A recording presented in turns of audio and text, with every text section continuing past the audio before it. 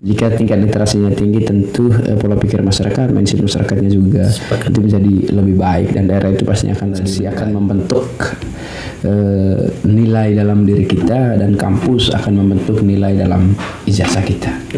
Salam waras. Halo sahabat kece, balik lagi dengan saya Pascal Skorain. Salam waras. Baik, pada kesempatan kali ini kita kedatangan seorang tamu, seorang anak muda, Bung Filemon Purnama, Ketua PMKRI Cabang Yogyakarta. Siap. Ya, selamat datang Bung. Siap, terima kasih sudah memenuhi undangan kita untuk diskusi pada malam hari ini. Siap, senang bisa hadir di Pufik Kece Podcast ya. Siap. Jadi mungkin di sini Bung Vicky nanti kita diskusi santai tentang keseharian Bung Vicky sih sebenarnya. Mungkin karena kalau kelasnya sudah ketua PMKRI ya, ketua organisasi gerakan lah, organisasi Cipayung itu kelas itu high class namanya. Jadi tidak juga punya segudang ilmu, punya segudang pengalaman yang penting untuk kita pelajari dari mereka. Jadi mungkin Bung Vicky awali dengan perkenalan diri dari mana. Siap, terima kasih Bang Pasko, senang bisa hadir di ruang podcast Pufik Kece ini yang luar biasa lah. Oke, teman-teman para penonton Pufik Kece sekalian, seperti yang tadi sudah disampaikan ya, saya teman-teman bisa panggil Bung Vicky aja lah ya gitu. Tapi kalau di kampus, di beberapa tempat terutama dengan teman-teman atau masyarakat Jogja malah lebih sering dipanggil Mas Filmon saya. Mas Filmon ya karena kita harus patuh pada langit ya. Di mana bumi dipijak di situ lagi dijunjung. Ya, jadi dipanggil Mas Filmon aja. Tapi kalau di marga malah dipanggil Bung Vicky ya, atau Bung Filmon. Oke. Luar biasa. Kalau aslinya dari mana asal? Saya dari Manggarai, Nusa Tenggara Timur, di Pulau Flores. Di Flores itu salah satu pulau di Provinsi Nusa Tenggara Timur, bersebelahan dengan Nusa Tenggara Barat lah kita di. Ya itu barangkali pulau, salah satu pulau luarnya NTT lah, karena sebelahnya sudah masuk wilayah NTB. Itu ada, tapi masih ada beberapa pulau-pulau kecil ya, kayak Pulau Komodo, Pulau Padar, pulau-pulau di barat Pulau Flores itu masih ada. Sebelahnya itu sudah masuk sampai Bima ke sana. Itu. Dekat Bima ada. Ya, jadi lebih dekat dengan NTB mana. Itu. Ya. Kalau kuliahnya di mana? Saya kuliah di APMD. Ya, kebetulan sudah lulus ya. Dulunya kuliahnya di APMD, program studi ilmu pemerintahan. Ya, sekarang sudah selesai sih. Kuliah sarjana. Sarjana muda. Tambah lagi sarjana muda dari NTT.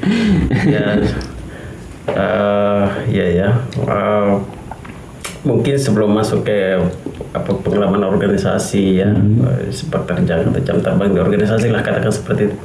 Tapi sebelum keluar ya, berproses di luar, mungkin di internal kampus, kira-kira ada. Jadi saya masuk di APMD itu 2016 ya, kurang lebih 5 tahun yang lalu, 5,5 ya, sudah masuk 6, mau masuk 6 tahun yang lalu lah. Gitu ya. Tepatnya September 2016 gitu ya. September itu banyak kampus yang sudah tutup itu pendaftarannya gitu. Jadi APMD masih buka lah, sudah masih ada pintu yang dibuka, kita ketuk maka kita diizinkan masuk gitu. Nah kemudian di APMD semester awal itu memang saya tidak bergabung di organisasi eksternal kampus. Itu karena memang waktu kita ospek itu kita tidak tahu organisasi-organisasi eksternal ini kan sebagai mahasiswa baru yang diperkenalkan saat ospek itu hanya organisasi-organisasi internal itu kayak UKM, HMJ gitu kan, gitu dan beberapa organisasi minat bakat juga di kampus gitu.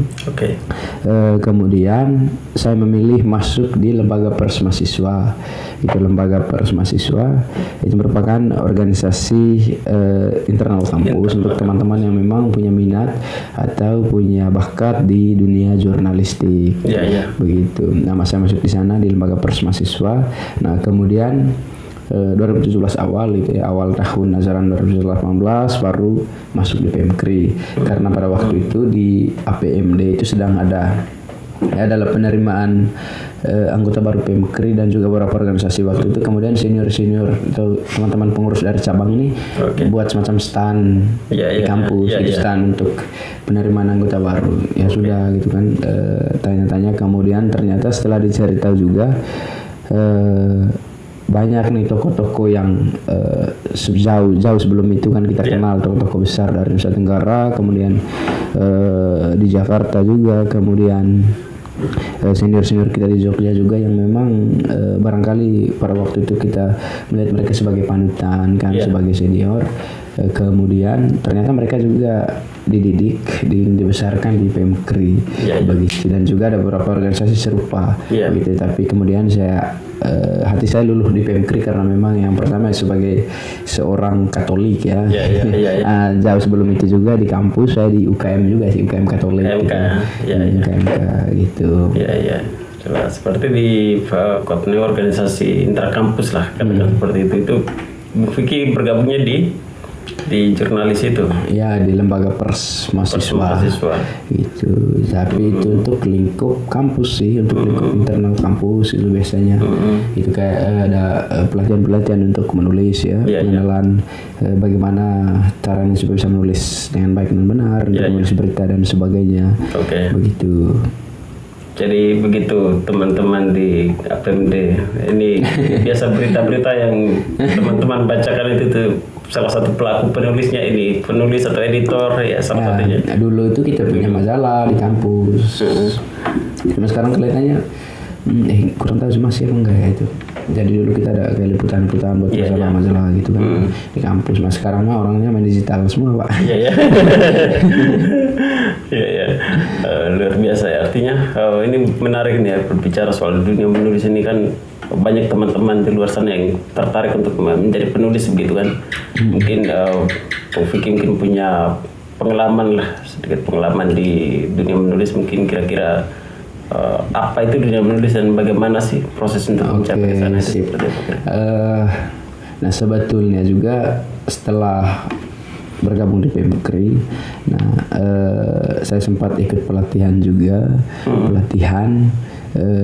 soal tulis menulis ini sih waktu itu, soal media dan sebagainya itu di Semarang, di Keuskupan Agung Semarang. Waktu itu kerjasama dengan Kementerian Komunikasi nih, gitu. Nah, tapi jauh sebelum itu, saya sebetulnya juga sudah bergabung dengan salah satu kelompok media gitulah ya, salah satu media yang memang fokusnya di Nusa Tenggara juga, pasarnya adalah di sana di Nusa Tenggara gitu, untuk belajar lebih jauh tentang jurnalistik. Nah, karena kebetulan agak kalau anak zaman sekarang sebutnya anak indie gitu ya, anak senja gitu kan saya dulu ya, karena memang lebih sering menghabiskan banyak tinta untuk tulis, kayak tulis puisi, tulis cerpen, jatuh cinta sedikit tulis kan, patah hati sedikit tulis. Dan ternyata tulisannya itu saya publikasikan di blog pribadi, gitu. Nah, saya punya itu blog pribadi, dan kemudian ternyata ada yang baca dan suka, itu baca suka, kemudian ditawar lah untuk dipublikasikan di medianya mereka. Kita iakan, mereka publikasikan. Kemudian setelah itu komunikasi makin intens tuh, intens komunikasi, dan saya juga dapat bimbingan gratis berkaitan dengan tulis menulis. Masih ada beberapa hal yang mereka katanya perlu dikoreksi seterusnya, dan dalam menulis dipercayakan juga untuk misalnya menulis berita dan sebagainya, dikoreksi sampai akhirnya kemudian direkrut lah untuk menjadi bagian dari timnya mereka. Luar biasa. Perjalanannya di media. Nah kemudian setelah di media itu 2018 sempat buat kegiatan juga di Manggarai. Di tempat saya di Manggarai 3 kabupaten nih, Manggarai ada Manggarai Timur, Manggarai Tengah, dan Manggarai Barat. Nah kita buat kegiatan di 3 kabupaten ini, program 30 hari di 30 sekolah. Jadi selama 30 hari kita berada di 30 sekolah yang berbeda-beda itu.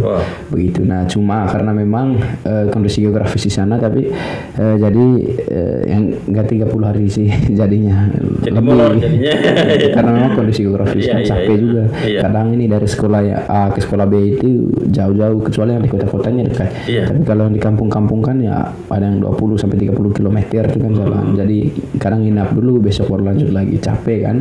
Itu jadinya tidak 30 hari banget lah, lebih gitu. Dan kemudian kegiatannya juga di sana waktu itu berkaitan dengan jurnalistik.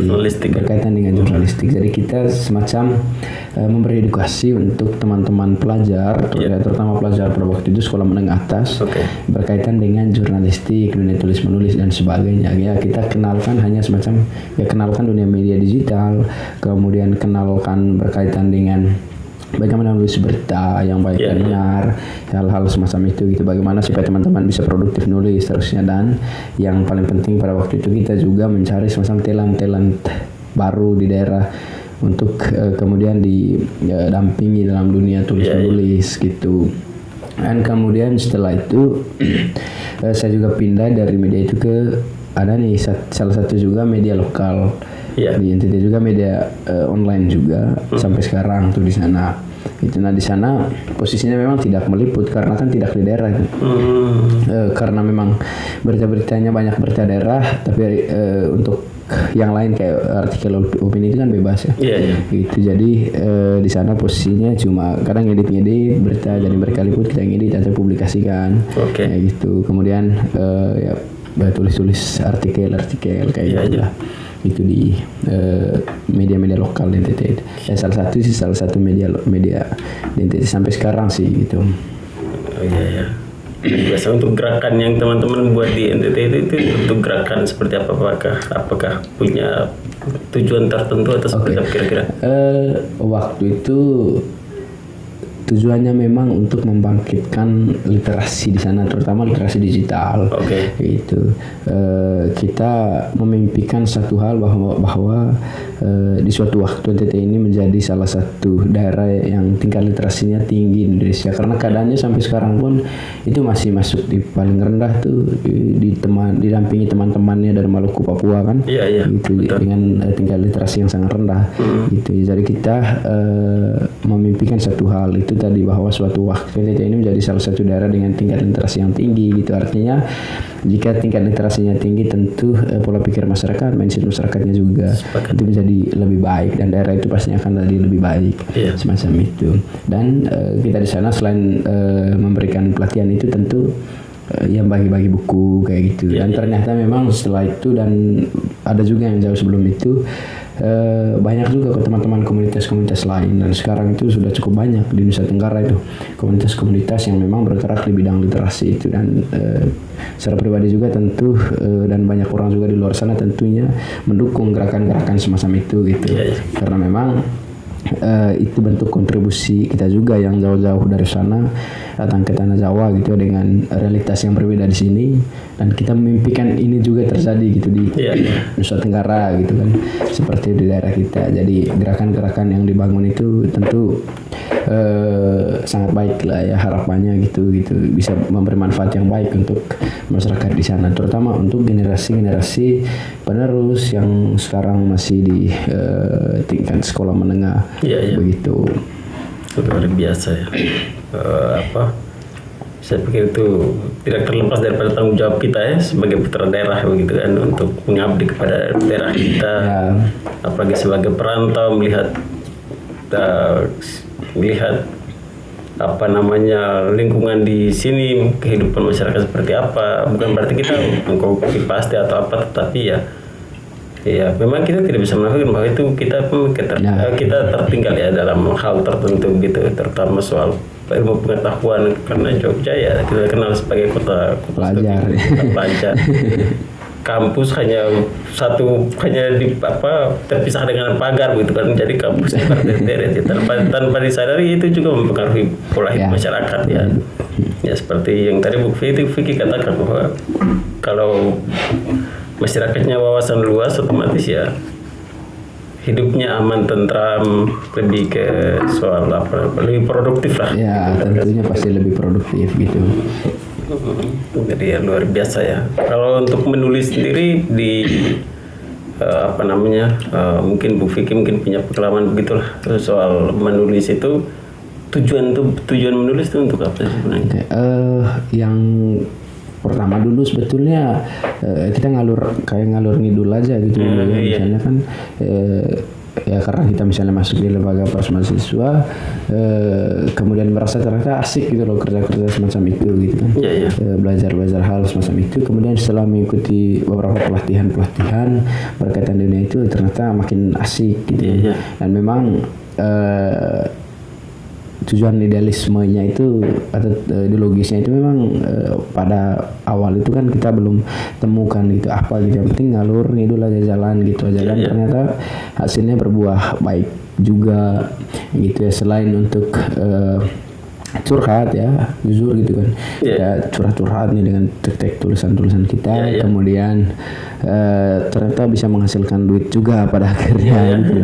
Tapi pada intinya bahwa kerja semacam itu tentu bagian dari upaya mencerdaskan kehidupan bangsa karena kita memberikan informasi ini kepada publik ya, memberikan edukasi melalui tulisan-tulisan kita gitu.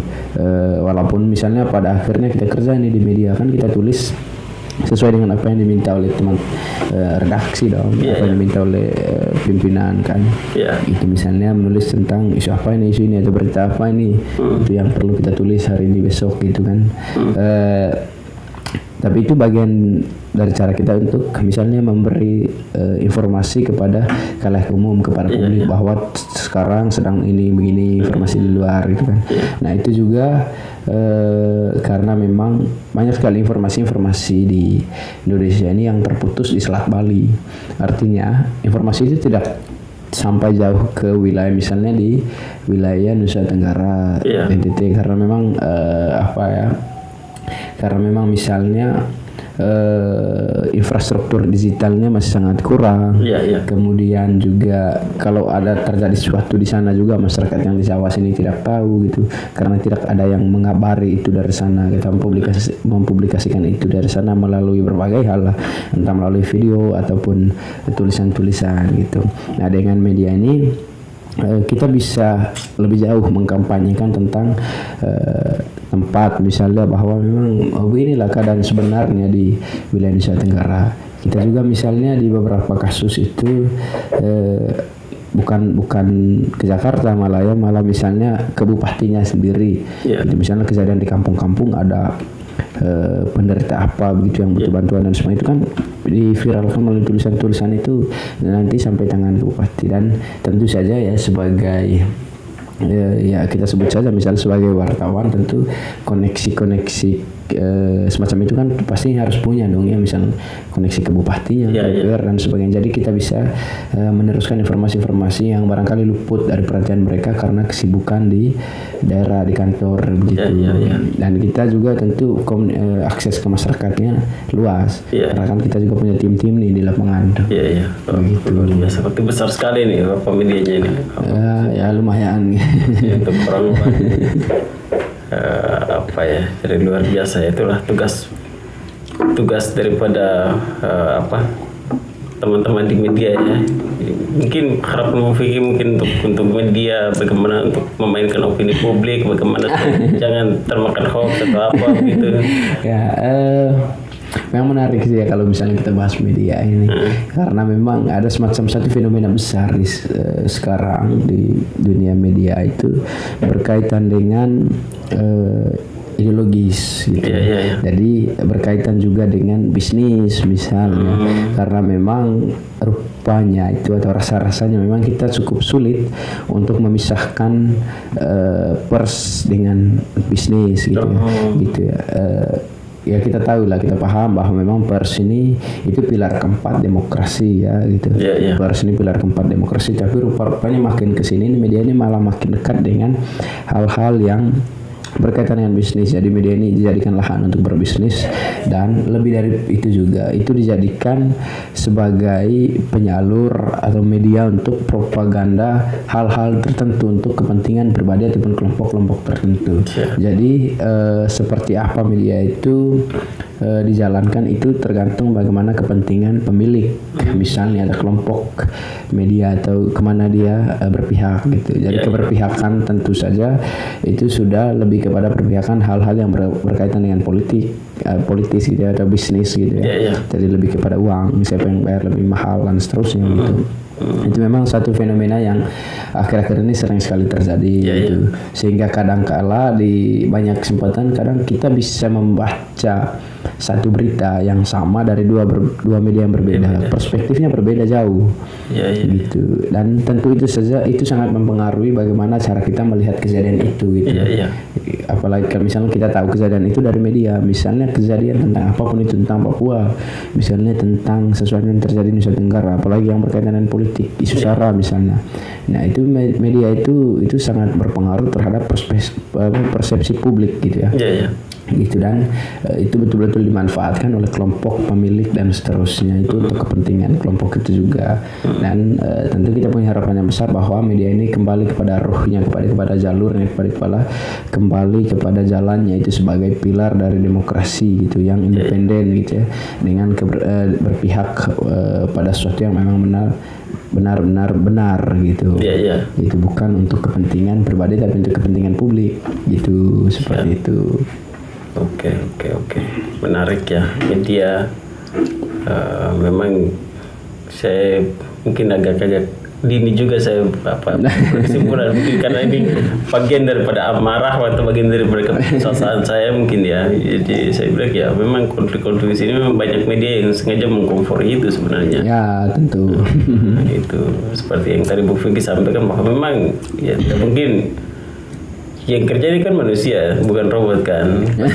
Butuh makan, minum, pasti ada. Ya, tapi ya seperti yang tadi Bu Vicky sampaikan bahwa memang ya kita harus berpegang teguh pada itu tadi ya, untuk bagaimana untuk mencerdaskan kehidupan bangsa itu. Itu yang saya pikir tidak boleh terlepas atau tidak boleh luput daripada teman-teman yang punya media itu sendiri. Ya sih. Pada intinya memang perlu melibatkan nurani sih di sana ya. Jadi itu pentingnya memang soal bagaimana interpretasi nilai-nilai misalnya di BMKRI ya, nilai-nilai ketolikan kita terhadap diri kita gitu ya. Ya pentingnya nanti bisa dimanfaatkan untuk itu di sana. Misalnya pada satu kasus ada penambangan misalnya, ada penambangan kemudian ada penolakan dari masyarakat nih. Nah, pers itu diuji di sana gitu, di mana dia berpihak. Apakah kemudian dia berpihak kepada masyarakat? Karena itu kita bisa tahu dari tulisan dari media, ataupun kepada korporat itu gitu, ataupun kepada pelaku tambang yang bisa melakukan penggusuran itu di masyarakat itu. Nah, biasanya kan yang punya kapital paling besar kan ya korporasi itu gitu atau perusahaan itu kan itu. Jadi dia bisa saja bayar nih jurnalis supaya beritakan bahwa memang dia benar gitu, dia pada posisi yang benar, sementara masyarakat yang tolak ini ada pada posisi yang keliru atau salah. Itu bisa dilakukan oleh media. Nah, penting kita bisa melibatkan nurani di sana supaya tetap berdiri independen, berpihak kepada kebenaran yang utuh gitu. Artinya memang kita ada di sana itu betul-betul panggilan publik gitu untuk menginformasikan apa yang betul-betul terjadi, bukan karena siapa yang bayar kita. Karena fenomenanya banyak yang begitu akhir-akhir ini gitu. Terutama media digital yang sekali klik tak selesai itu pikirannya pasti dipengaruhi kan. Itu. Apalagi kalau yang tulis berpengalaman, propagandanya habis kau. Yang polos-polos langsung mentah, telan mentah-mentah itu. Itu. Iya. Jadi menarik ya. Kalau untuk begini kita fokus untuk berbicara soal literasi ya. Literasi seperti yang tadi Bu Vicky ceritakan sejak awal soal gerakan teman-teman untuk turun ke lapangan untuk memberikan edukasi seperti itu ya. Menurut Bu Vicky sekarang ini kan era teknologi ya. Nah, kira-kira apa ya, semacam usaha apa selain turun secara langsung seperti itu, usaha apa yang bisa dilakukan dengan memanfaatkan teknologi ini, kecanggihan teknologi ini? Ya sebetulnya banyak sih yang bisa dilakukan gitu. Kalau misalnya kita mau menggerakkan sesuatu melalui media sosial ya, di zaman-zaman sekarang ini. Misalnya kita mau kampanyekan soal literasi ini di wilayah sana. Ya puji Tuhan akhir-akhir ini memang infrastruktur digitalnya sudah mulai membaik ya di sana. Artinya memang masih ada sekian persen lah tempat-tempat yang belum disentuh listrik ataupun jaringan.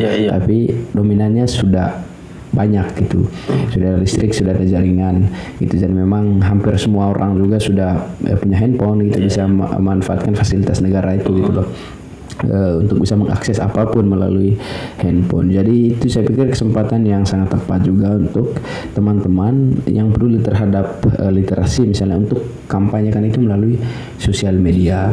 Itu misalnya dengan mengkampanyekan hal-hal, misal artikel yang berkaitan dengan bagaimana cara kita bisa mengetahui ini hoax atau tidak. Itu kan ada itu gitu. Bagaimana cara supaya kita bisa menjaring informasi atau mensaring informasi supaya kita tahu ini benar-benar terjadi, ini hoax atau tidak. Atau cara untuk membaca sebuah berita dan mengetahui perspektif yang dipakai oleh penulisnya ini seperti apa, perpihakannya seperti apa. Jadi memang kita harus paham jauh gitu sebelum kemudian kita telan itu informasi yang disampaikan itu. Dan kemudian di NTT juga sudah banyak sih gerakan-gerakan macam mereka buka taman baca, kirim-kirim buku ke sana, teman-teman yang peduli terhadap gerakan. Dari sekolah ke sekolah mereka kampanyekan perangi hoax, bagaimana menggunakan sosial media dengan bijak dan sebagainya. Itu sudah dipakai. Dan yang jelas bahwa negara juga perlu ambil bagian gitu dalam ini. Tentu saja undang-undang ITE tidak cukup untuk mengatasi fenomena yang akhir-akhir ini sering kali terjadi gitu, karena pada akhirnya juga banyak hal yang tidak diinginkan atau berpengaruh buruk terhadap masyarakat itu masih berkeliaran gitu di angkasa, di sosial media, di jagat maya gitu ya. Itu masih berkeliaran di jagat maya dan masih bisa diakses oleh siapapun itu yang bisa mengakses, yang mau mengakses gitu. Itu masih banyak sekali. Jadi memang negara juga harus punya semacam aturan yang cukup kuat untuk bisa mengatasi ini gitu. Dan karena dunia digital ini sangat luas dan tak terbatas, jadi kita juga tentu harus punya kemampuan yang cukup juga nih untuk bisa memberi sekat-sekat di dalamnya itu. Karena dunia ini sangat luas, sangat lapang. Dunia digital ya, dunia maya ini sangat luas, sangat lapang, dan kita bisa ngapain aja di sana. Gitu. Jadi selain negara, pihak-pihak yang punya kepedulian, sekolah, lembaga, perusahaan dan sebagainya juga harus ambil bagian gitu untuk mengkampanyekan ini supaya kita bisa memanfaatkan sosial media ini untuk kepentingan bersama gitu ya, untuk menghadirkan uang ya dengan cara yang baik tentunya. Kemudian untuk bangsa ya, untuk negara sebagai Katolik tentu kita bisa manfaatkan sosial media untuk gereja juga, untuk pewartaan dan sebagainya, itulah semacam itu. Begitu juga dengan teman-teman agama lain. Saya senang sih akhir-akhir ini segala sesuatu yang berkaitan dengan agama pun ya pada akhirnya dikampanyekan juga kan lewat sosial media. Untuk ya walaupun banyak juga yang tidak baik ya, tapi pada akhirnya kan banyak yang baik juga. Ada dakwah gitu kan, jadi kita juga bisa dengar ustadz nih ngomong, wih baik, bagus gitu kan. Romo juga, pendeta juga, mereka berbicara apapun tentang hal-hal baik ya. Sebagai generasi muda kan tentu kita butuh banyak asupan tuh, pengetahuan dari mereka itu, asupan mereka sharing tentang pengalaman mereka, kita bisa dengar dan jadi lebih menjangkau lebih banyak orang lah gitu. Tapi kembali ke diri kita bahwa memang kita harus bisa bijak gitu. Informasi mana yang bisa kita terima dan telan, kemudian aktualisasikan dalam kehidupan sehari-hari, mana yang tidak. Begitu. Tapi sekali lagi bahwa tidak semua orang punya kemampuan untuk itu. Nah, itu masalahnya. Tidak semua orang punya kemampuan untuk men-sharing informasi gitu. Malah banyak yang asal share juga gitu kan. Share tapi tidak disaring kan. Baca judulnya saja langsung share. Maka memang negara perlu hadir di sana, dan saya pikir semua pihak, juga kita sebagai generasi muda Katolik tentu harus bisa ambil peran untuk itu. Gitu. Iya, karena di data itu kan apa namanya? Saya lupa itu data ini. Kalau di untuk tingkat membaca di Indonesia itu kalau saya tidak salah itu 60 dari 61 itu. Kalau untuk dunia iya, kalau di dunia urutan kedua apa? Urutan kedua dari terakhir. Iya, urutan kedua dari terakhir untuk dunia itu datanya apa namanya? Ya ada lah ya lembaga riset gitu ya. Betul. Ya kalau di Indonesia kalau saya tidak salah itu Papua di terakhir dan Papua Barat kedua. Disusul NTT Maluku ya biasanya memang itu 4 provinsi itu yang selalu setia. Iya, setia di tahan benteng di dalam banyak hal mereka itu selalu pada satu baris gitu. Iya. Provinsi literasi terendah satu baris, provinsi dengan tingkat kemiskinan paling tinggi satu baris, provinsi dengan kesenjangan satu baris. Jadi itu ya. Tapi ada yang paling atas mereka, kekayaan paling banyak, tapi miskin juga paling bawah. Pusing. Ya itulah menarik ya dari gerakan-gerakan tadi teman-teman lakukan. Ya saya pikir pesan tadi itu luar biasa ya, soal bagaimana untuk bijak menggunakan sosial media, bagaimana bijak untuk menyaring informasi, karena memang ya saya juga sepakat ya soal sekarang ini banyak tokoh-tokoh agama, banyak pemuka-pemuka agama yang sudah mulai kampanyekan tentang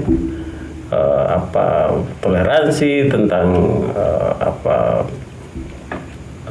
banyaklah hal-hal spiritual yang sekarang mulai sedang ramai-ramainya dikampanyekan di sosial media ya. Itu hal positif lah. Cuman sayangnya begini Bung, kalau saya melihat di daerahnya saya itu begini, itu kalau teman-teman yang berbicara itu bukan dari daerahnya saya, itu mereka kadang tidak akan berpusing untuk mau mendengar, walaupun itu ilmu untuk mereka, begitu. Nah, jadi seperti tadi Bung katakan bahwa ya hanya literasi yang bisa untuk membuat orang cerdas ya. Cerdas artinya bisa untuk punya wawasan terbuka atau ya sudah, walaupun dia haji, dia pendeta, walaupun dia pimpinan agama yang bukan agamanya saya, tapi dia berbicara hal yang berkaitan dengan spiritual, moralitas, saya pikir itu hal penting untuk kita pelajari. Gitu. Saya juga begitu sih, artinya di banyak kesempatan sebelum tidur, malam sebelum tidur juga malah sering dengar tuh ceramah-ceramahnya Ustaz, pendeta, malah sering gitu, tapi di filter. Itu kan ada beberapa lah Ustaz ulama-ulama yang memang punya akun YouTube dan nggak sejauh ini senang gitu kita dengar.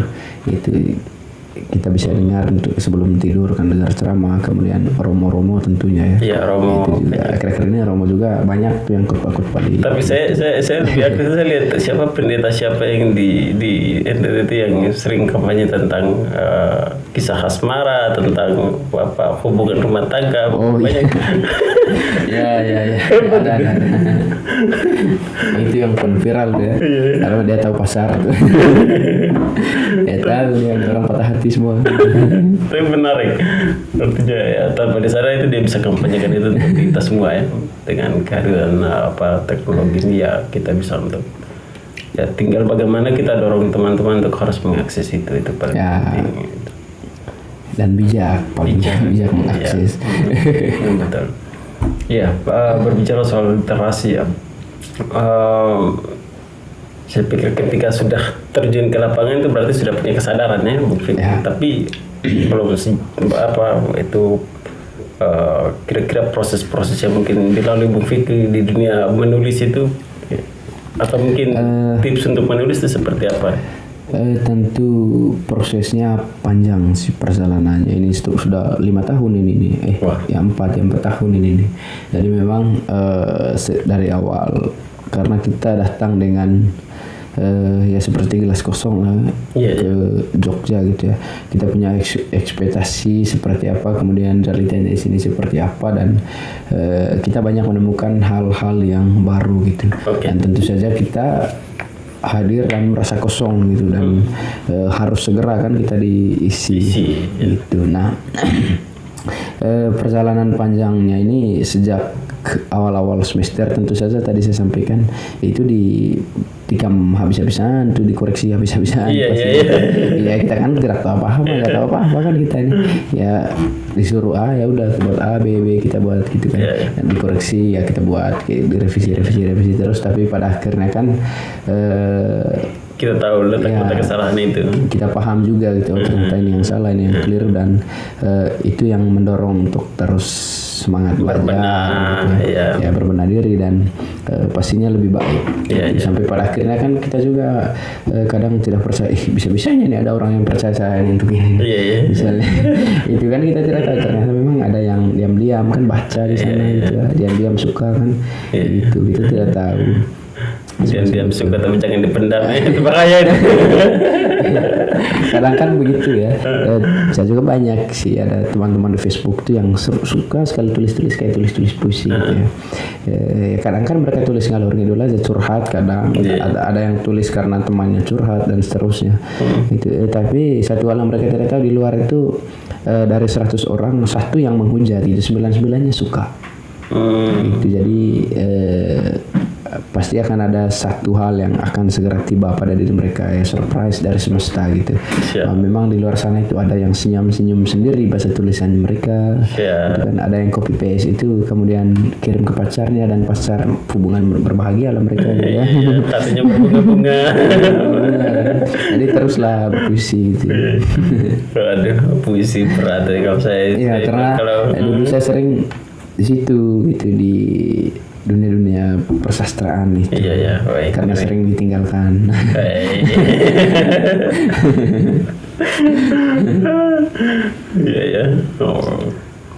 Menarik ya, berarti itu tadi ya, mungkin proses untuk mencapai di situ tuh apa yang dilakukan mungkin. Ya prosesnya tentu cukup panjang, dan yang pasti teorinya tetap sama. Untuk bisa menjadi penulis yang baik kita harus bisa menjadi pembaca yang baik.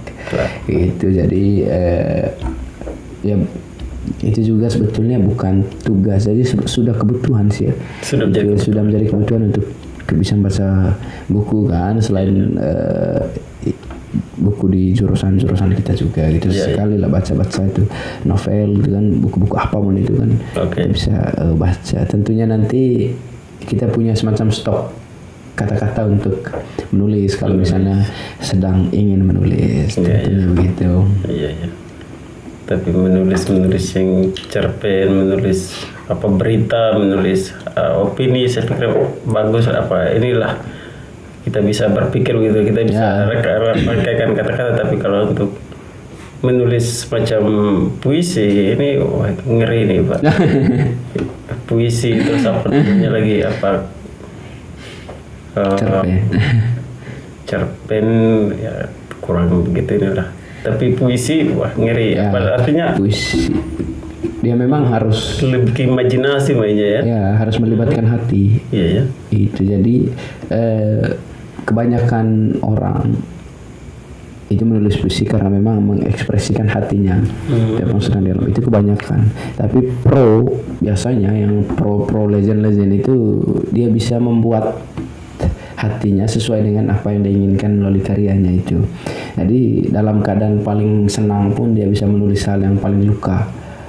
Itu artinya tidak selalu sesuai dengan kondisi dia sendiri. Tapi kebanyakan orang itu seperti curhat gitu, tapi karena dia punya stok kata-kata ya, yang baik bisa dirangkai juga dengan baik ya sudah. Ketika dia jatuh cinta dia tulis tentang jatuh cinta dengan puisi yang arahnya ke sana. Kemudian ketika dia patah hati juga dia tulis itu gitu. Tapi memang jauh setelah itu ketika misalnya kita sudah sering pastinya tanpa harus di bawah pengalaman pengalaman semacam itu atau misalnya tanpa harus sedang jatuh cinta kita bisa menulis puisi tentang jatuh cinta gitu.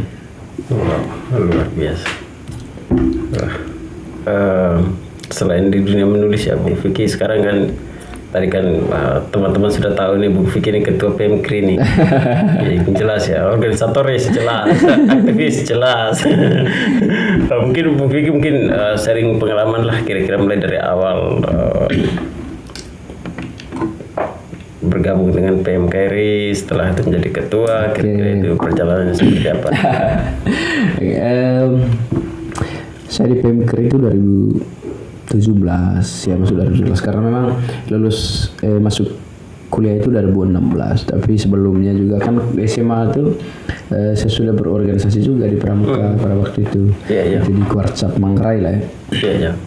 Pramuka tingkat SMA. Kemudian waktu masuk kuliah 2016 organisasi internal dulu di ini juga sih kelompok studinya KESA, kelompok studi jurnalis saya di sana juga. Kemudian 2017 baru masuk PMKRI. Nah di PMKRI 2017 berapa bulan kemudian ya dipercayakan oleh teman-teman Dewan Pimpinan Cabang ya, Abang ketua waktu itu ya dari cabang untuk menjadi ketua komisariat di PMKRI APMD. Nah kemudian setelah itu tidak punya jabatan sih di PMKRI ya 2018. Kemudian 2019 dipercayakan oleh ketua Astra pada waktu itu yang sedang menjabat untuk untuk bantu dia di cabang menjadi Dewan Pimpinan Cabang. Dan 2020 dipercayakan oleh teman-teman melalui forum RWAC untuk menjadi ketua presidium nih, di presidium sampai 2022. Jadi sekarang sudah menuju akhir nih, sudah on the way ke sana. Itu karena memang menjadi ketua presidium di tengah pandemi COVID-19 ya nggak terasa juga sih, tiba-tiba udah sudah selesai pengurusan. Luar biasa ya. Mungkin gitu. Apa pesan Bu Vicky untuk teman-teman di luar sana yang ingin bergabung di organisasi? Sebetulnya kalau tingkatan mahasiswa itu organisasi itu bukan hanya soal mau atau tidak sih. Kelihatannya di dunia sekarang perlu sekali gitu ya. Itu perlu sekali. Barangkali banyak juga yang bertabrakan dengan banyak hal. Misalnya harus memilih 3 hal paling besar nih. Kuliah, organisasi, kerja. Mungkin ya ada teman-teman yang kerja. Saya juga dulu kerja juga kok. Jadi selama di Jogja juga sudah pernah kerja di banyak tempat lah itu. Jadi nickname itu di kos tuh banyak. Dari berbagai tempat gitu. Ya selain itu masih tetap aktif juga di organisasi gitu ya. Walaupun tentu kuliahnya telat setahun ya, tapi ya wajar ya, nggak apa-apa sih gitu. Jadi masih pada batas wajar gitu. Dan kemudian untuk teman-teman yang mahasiswa baru nih ya, untuk mahasiswa baru, kalau untuk para senior suhu harus sungkem nih kita. Rasa-rasanya tidak pantas kalau kita nasihatin mereka. Rasa-rasanya tidak pantas untuk apalagi memberi nasihat ataupun apalagi ujangan dan sebagainya. Kita yang harus ke mereka ini untuk ujangan kalau teman-teman seangkatan gitu. Tapi untuk teman-teman yang angkatan 2021 nih ya, yang masih maba banget nih. Teman-teman silakan temukan apa yang ada dalam diri teman-teman gitu. Silakan gali apa yang ada dalam diri teman-teman gitu. Siapa aku, who am I gitu ya. Itu jadi jika teman-teman bisa temukan itu, teman-teman bisa temukan kemana harus pergi kemudian gitu. Jadi jika teman-teman paham apa potensi yang ada dalam diri teman-teman, teman-teman juga mesti bisa tahu gitu kemana saya bisa ambil jalan supaya kembangkan apa yang ada dalam diri. Gitu. Dan tentu jika teman-teman adalah mahasiswa Katolik ya, dan cukup sulit juga untuk memahami apa yang dalam diri teman-teman ya, PMKRI dari awal masa pendidikan awal itu punya materi gitu ya tentang itu. Bagaimana cara kita supaya bisa menggali kemampuan gitu, menggali potensi yang ada dalam diri kita untuk kemudian kita kembangkan lebih jauh sebegitu. Dan kemudian di organisasi kita itu belajar banyak hal dan mengorbankan banyak hal. Jadi jangan sampai yang dilihat itu cuma belajarnya doang, jadi pergi petik-petiknya doang. Nah, tetap tanam juga, nanti tuai juga, jangan datang cuma tuai aja. Tetap ikut menanam, ikut membajak, mengorbankan banyak hal, waktu, tenaga, materi dan sebagainya. Itu uang untuk kegiatan kurang 50 bayar, ambil uang ke pantia. Misalnya begitu. Jadi memang harus ada juga yang dikorbankan, waktu ya, dan yang barangkali biasanya yang paling besar pengorbanannya itu pacar ya. Gitu.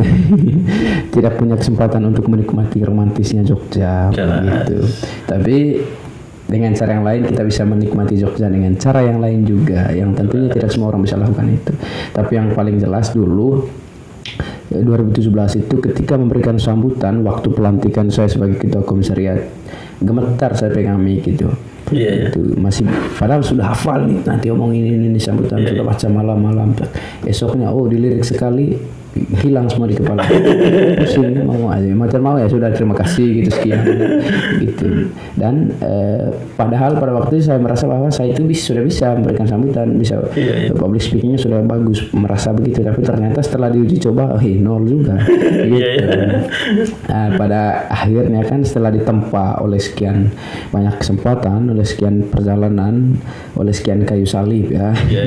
Itu jadi Pemkri, kalau Anda masuk Pemkri jangan harap bertemu kayu salib sengon, ringan terlalu. Salib di Pemkri kayu jati, berat. Pikulnya berat. Dan tidak ada namanya Thomas dari Kirene, Simon dari Kirene. Tidak ada. Pikul sendiri sampai Golgota. Begitu. Jadi setelah sekian perjalanan itu, pada akhirnya kan kita bisa semacam memberi penilaian pada diri sendiri. Itu public speaking sudah mulai bagus nih. Gitu. Untuk hal-hal yang lain juga gitu sudah mulai bagus lah ya, misal dunia tulis menulis, public relations juga ya, bagaimana kita membangun relasi gitu ya, walaupun sedikit capek, lelah dan sebagainya, tapi semuanya pada suatu waktu, pada saat yang paling tepat ya kita bisa menuai gitu ya, kita bisa menuai itu semua, karena memang bagaimanapun juga kita bisa memaksimalkan peluang itu atau kesempatan itu ketika kita punya kesiapan yang matang. Ya percuma juga besok lusa ada peluang untuk jadi Bupati Manggarai, tapi kalau kesiapan nol juga ya pegang mic saja kebentaran orang terpilih. Mau kampanye itu bagaimana? Itu jadi memang ya segala sesuatu perlu disiapkan, siapa tahu besok lusa ya Tuhan berkehendak baik memberi kita satu peluang yang baik, ya kita bisa maksimalkan. Sama seperti saya juga sudah mempersiapkan banyak puisi, Tuhan kasih nona siap dikirim. Walaupun di Manggarai, di sini terbang. Walaupun dia dimanapun dia berada, tapi selama ada dalam puisi saya berarti selalu ada dalam pelukan saya. Ngeri. Semakin larut semakin ini ya, semakin seru. Biasanya begitu, semakin larut semakin syahdu. Semakin larut semakin syahdu. Ngeri. Luar biasa. Jadi itu ya pentingnya berorganisasi. Itu memang yang tadi Bu Vicky sampaikan itu. Saya pikir itu yang saya walaupun kita sama-sama di organisasi, tapi ya belum banyak lah yang saya rasakan. Cuman kita bercermin kayak abang-abang kita, kayak banyak senior kita, ya luar biasa lah. Saya pikir ya hampir paling banyak pemimpin negaranya kayaknya banyak jebolan dari organisasi. Iya sih, kalau memang kita bicara data juga karena kan skill itu tidak instan ya. Jadi memang apa yang kita lakukan dalam organisasi itu mulai dari sidang, mulai rapat, diskusi dan sebagainya, kurang lebih konsultasi misalnya, kurang lebih kan itu yang dilakukan oleh negara juga, kehidupan jadi kehidupan bernegara kita juga itu. Apalagi kan kita di organisasi sudah mulai diadaptasikan atau didekatkan dengan masyarakat yang lebih luas gitu, malah turun juga untuk misalnya menyelesaikan konflik di tengah masyarakat misalnya, atau mengadvokasi persoalan-persoalan publik misalnya kan. Itu jadi memang sedini mungkin sudah belajar hal-hal semacam itu, sehingga kemudian setelah sekian pengalaman saya yakin akan jadi 1, 2, 3, 4, 5, 6 pengalaman itu ya sudah mulai matang, ya sudah bisa siap diutus ke tempat yang lebih luas lagi. Karena saya pikir tentu tiga teman-teman orang Katolik ya harusnya paham gitu, bahwa barang siapa yang mau ditugaskan untuk menyelesaikan persoalan-persoalan yang besar, ya dia harus menyelesaikan persoalan-persoalan yang lebih kecil dulu. Siap. Gitu. Itu sabda Alkitab. Itu sabda Wahidin. Tapi Sabda Aquinas ya. Tidak lurus-lurus macam itu ya di Alkitabnya, tapi kurang lebih kan begitu poinnya gitu. Siapa yang bisa menyelesaikan persoalan yang kecil ya bisa menyelesaikan persoalan besar. Yang tidak mungkin tiba-tiba langsung besar saja. Iya, tidak mungkin lah. Iya, luar biasa ya. Jadi itu banyak pengalaman lah ya Bung Vicky. Tadi sudah sharing tentang dunia menulis, masuk lagi ke dunia organisasi. Jadi ya Bung Vicky ini ya kalau boleh dibilang ya multi talent lah ya. Luar biasa. Jadi sudah siap. Arah angin aja. Jadi sudah siap secara mental, secara intelektual, secara emosional sudah dipersiapkan ya. Jadi kita doakan supaya 2030 dia jadi Bupati Manggarai. Oh, iya. Belum sampai ke sana, kita sudah kampanye dulu. Baik, ibu bupatinya siap. Jelas. Yang itu wajib loh. Ketua PKK. Siap bisa kita PKK. Wajib itu. Jadi itu tadi ya, banyak sharing dari Bu Vicky. Mungkin sepertinya diskusi kita sampai di situ koma dulu, tapi sebelum kita akhir mungkin Bu Vicky apa harapan Bu Vicky untuk ya terkait soal yang tadi, mungkin penegasan saja sih untuk teman-teman. Ini barangkali mungkin sasarannya teman-teman maba ya, gitu ya, teman-teman mahasiswa baru, teman-teman angkatan 2020, angkatan corona. Nah saya banyak sekali malah temukan kebingungan teman-teman di sosial media gitu, karena kita bangun relasi dengan teman-teman itu rata-rata kan melalui sosial media semua ini, karena kita belum pernah ketemu di kampus kan, sudah lulus duluan malah kami ini. Begitu. Jadi kebingungan mereka itu soal ke organisasi mana kami harus pergi misalnya kan, apakah nanti kemudian itu berpengaruh terhadap kuliah, ataukah bagaimana caranya supaya bisa mendapat uang tapi tetap harus belajar organisasi dan sebagainya gitu. Saya mau kasih tahu satu hal, bahwa dulu sejak awal sekali kuliah itu saya sudah di organisasi, dan kemudian tetap melaksanakan 3 hal itu juga. Jadi semuanya penasaran sih. Itu orang bilang kita belum bisa tuntas menjadi mahasiswa kalau belum pernah mengalami 3 hal: kuliah, organisasi, kerja sambil kuliah, sambil organisasi. Gitu. Orang bilang, tadi saya coba aktualisasikan laksanakan semuanya, dan pada akhirnya masih bisa kok, walaupun ya kerjanya juga tidak sibuk-sibuk amat sih, waiters gitu, pelayan di restoran, kemudian cleaning service di hotel dan sebagainya, begitu. Tapi tetap bisa di organisasi juga gitu. Jadi poinnya memang akan ada 1-2 hal yang harus dikorbankan gitu, karena kadang-kala cukup sulit bagi kita mengunyah sambil menelan air gitu, dari kunyah dulu baru telan airnya.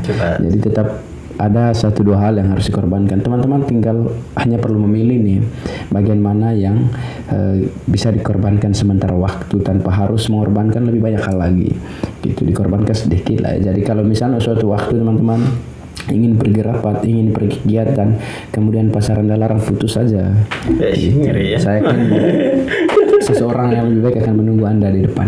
Itu artinya ketiga-tiganya itu boleh kok dilaksanakan gitu, kuliah dan kerja, tergantung bagaimana cara kita bisa memanajemen waktu kita dengan baik, manajemen diri.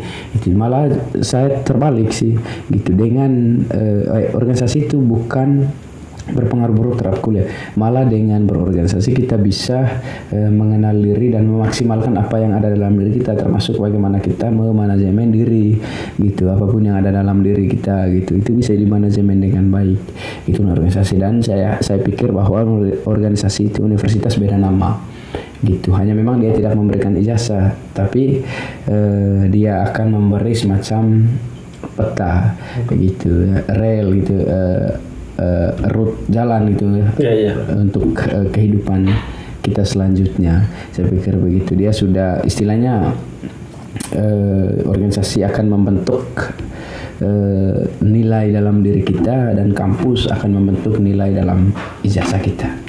Begitu. Jadi itu dua hal yang berbeda, dua-duanya cukup baik, silakan laksanakan, tapi jangan sampai kemudian rebahan terus kalian terus. Itu nah, kita ini akhir-akhir ini ya rebahan aja, sudah cukup tua juga nih. Kira-kira demikian lah. Tapi yang paling penting bermanfaat saja sih, itu yang paling penting juga untuk teman-teman ya, tetap jadi seseorang yang memang bermanfaat untuk bangsa gitu. Karena memang pelajaran paling penting dari hidup menurut saya sih itu ya, jadi bagaimana cara kita supaya bermanfaat bagi orang lain. Itu sih. Dan untuk teman-teman mahasiswa Katolik 2021 ataupun yang sekarang mungkin ada yang SMA ya yang nonton ini ya, gitu. Nanti kalau kalian ke Jogja ya, silakan gitu bergabung dengan teman-teman di Pemkri dengan cara yang baru, dengan pola yang baru, cara yang baru tentunya berbeda dengan cara-cara senior kalian karena eranya juga jauh gitu. Dan walaupun sekarang belum maksimal amat, tapi suatu waktu saya yakin kita akan temukan formatnya dan itu lebih maksimal dan berpengaruh baik terhadap teman-teman. Sampai jumpa di Senayan. Sampai jumpa di Senayan Pemkri. Luar biasa ya. Baik, terima kasih Bung Vicky untuk perjumpaan malam hari ini. Banyak petuah-petuah, banyak pengalaman yang saya sharing untuk teman-teman semuanya. Silahkan ya, banyak hal yang tadi sudah disampaikan, silahkan dilihat mana yang positif, silahkan diambil, yang tidak positif atau teman-teman merasa kurang pas silahkan dibuang saja, jangan disimpan karena menjadi busuk. Disaring dulu, jangan sampai sering aja. Jadi seperti itu, Bung Vicky, terima kasih sekali lagi sudah memenuhi undangan kami, dan semoga sharing dari Bung Vicky, pengalaman ya bisa tersalurkan ke teman-teman yang lain dan tervirus lah ya. Virus positif ini ya. Virus corona yang baik. Corona yang baik ini harus kita sebarkan gitu kan. Saya pikir demikian saja. Mungkin baik, kita akan coba di diskusi selanjutnya dengan topik yang berbeda. Semoga nanti kehadiran berikut ada Pak Nona yang duduk di sana. Ada gandeng negara. Dia masih disembunyikan orang tua. Oh, saya pikir masih nyasar di hati orang. Kayaknya masih dalam pelukan orang lain. Yang penting kan bukan dirancang orang, kalau dipelukan boleh. Oke, terima kasih. Sampai jumpa di diskusi selanjutnya dengan topik dan pembahasan yang mungkin berbeda, tapi isinya masih tetap seputaran satu jalur ya. Jalur masih kita tetap konsisten dengan itu. Sampai jumpa di diskusi selanjutnya. Salam waras.